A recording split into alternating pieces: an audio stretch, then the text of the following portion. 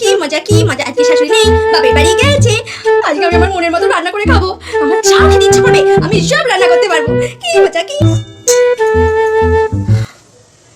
ও বাবা, কত দেরি হয়ে গেল রান্না করতে। এই সবে ডাল হচ্ছে, ভাত হচ্ছে, কোনো তরকারি বাকি, মাছ বাকি। কখন করবো কে জানে। ওইকে ঘড়িতে তো বেলা 12টা বেজে গেল। কখন কি যে করবো কে জানে। হ্যাঁ মা বলো। আমি আমি তো এই রান্নাঘরে ছিলাম, রান্না করছিলাম।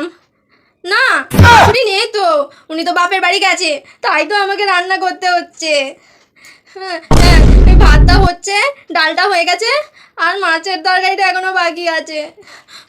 হ্যাঁ মা, মা তুমি একটা কাজ করবে, এখানে এসে আমাকে মাছের তরকারিটা করে দিয়ে যাবে। হ্যাঁ দূরে তো, দূরে বিয়ে দিলে কেন? আমার কাছাকাছি বিয়ে দিতে পারবে না? কিছু করে দিতে পারবে না? দূরে বিয়ে দিলে আমার ভালো লাগে না, আমার এরকম তো বিরক্ত লাগছে।